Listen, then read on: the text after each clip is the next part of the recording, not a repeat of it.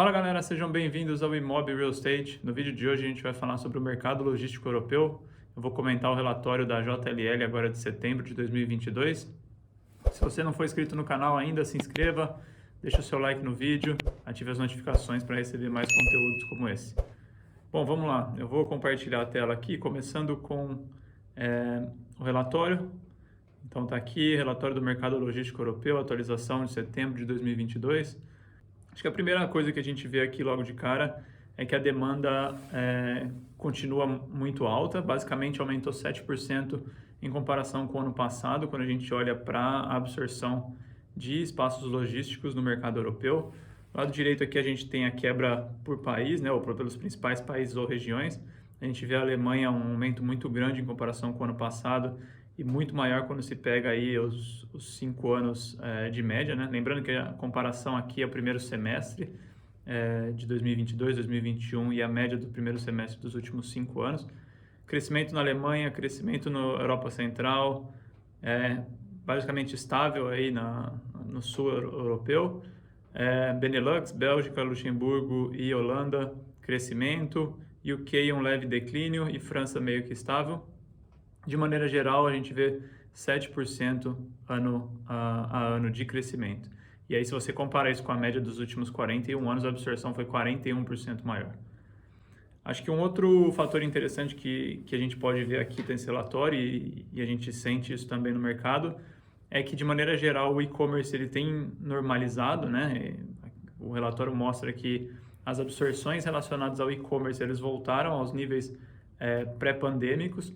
O que tem acontecido é que as absorções pelos operadores logísticos para garantir as cadeias de abastecimento aumentaram muito. Então, isso tem mantido a demanda alta de forma geral. A gente pode ver aqui, de acordo com esse relatório, a participação dos operadores logísticos na absorção ela aumentou de 40% no período de 2019 a 2021, agora chegando em 46% do total de área absorvida. Refletindo aí que as empresas têm buscado aumentar os seus estoques para minimizar as disrupções da cadeia de supply chain de abastecimento. Bom, continuando aqui, a gente vai falar agora sobre o crescimento no preço dos aluguéis, ou seja, isso tem sido muito claro, né, principalmente no mercado industrial e logístico, onde a demanda aumentou demais durante a pandemia. O mercado mostrou muita resiliência de forma geral, muito demandado, e aí problemas na cadeia de construção, né? Então novos produtos eles não foram entregues, enfim, com todo o problema da pandemia, aumento nos custos de material, problemas com mão de obra, enfim, diminuíram a entrega de novos produtos e aumentaram o custo da construção, ou seja, a desenvolvimento de novos imóveis não conseguiu acompanhar a demanda, e além disso a dificuldade de encontrar terrenos, né? Fazendo com que o preço dos terrenos aumentasse demais, também contribuiu para que, de forma geral, subisse o preço dos novos produtos, dos novos desenvolvimentos. E aí, por consequência, sobe-se o preço da locação. Bom, e aí se a gente olhar aqui o gráfico do crescimento do valor do aluguel para imóveis classe A, a gente vê claramente que os preços subiram muito nos últimos anos. A gente tem aqui os números de 2019 e 2020, mas se a gente olhar 2021, 8% de crescimento ano a ano, e agora a primeira metade de 2022 esse número chegou a quase 12% de crescimento. Mais um fator interessante que a gente consegue ver aqui é que os desenvolvimentos especulativos, ou seja, aqueles que não nascem, que não são criados já com uma demanda específica, um contrato de locação, aumentaram muito também, ou seja, refletindo aí o apetite dos desenvolvedores, dos investidores, para desenvolver novos produtos e entregar produtos para o mercado ou começar a desenvolver os imóveis sem mesmo ter uma locação ou uma demanda garantida. Justamente acreditando que, em função da demanda geral, que é clara no mercado, o imóvel vai ser absorvido rapidamente. Bom, agora olhando sobre o ponto de vista dos investidores, se a gente olhar tudo que a gente falou aqui, aluguel crescendo, altíssima demanda, e aí a oferta não conseguindo dar conta, é claro que os investidores continuam interessados. Os volumes de transações bateram um novo recorde agora no primeiro metade do ano de 2022, como a gente pode ver aqui, e mesmo considerando, sem considerar, na verdade, todas as incertezas que a Europa vem vivendo nesse momento. A gente tem que lembrar do confronto entre Ucrânia e Rússia, tem que lembrar da crise energética, né, que afeta a Europa, principalmente a Alemanha. Enfim, acho que a gente pode ver aqui nesse gráfico o interesse dos investidores no setor industrial é refletido aqui pelo volume de transações. A gente vê que, se você comparar a primeira metade de 2017, 18, 19 e 20, sim, aí vinha uma crescente leve, mas 2021 e 2022 fica muito nítido esse interesse refletido aqui no volume de transações. Bom, agora vamos falar sobre os retornos, né? Quando o investidor, hoje, segundo o relatório aqui da JLL, ele investe no mercado de galpão classe A europeu, na média a gente está falando de um yield de 3,65%. Olhando trimestre a trimestre, tem um crescimento já de 20%, mas ainda continua abaixo do que a gente viu na primeira metade de 2021. Acho que a gente consegue ver aqui, se comparar ano a ano, uma diminuição de 15 basis points. Se a gente olhar para o futuro, né, o que esperar de acordo aqui com o relatório, é que os yields vão continuar subindo, ou seja, vão subir um pouco, muito alinhado aí com o crescimento das taxas de juros, de forma, olhando aí para a macroeconomia. É claro que uma vez que elevam-se os juros, é esperado um retorno maior quando se investe em real estate, né?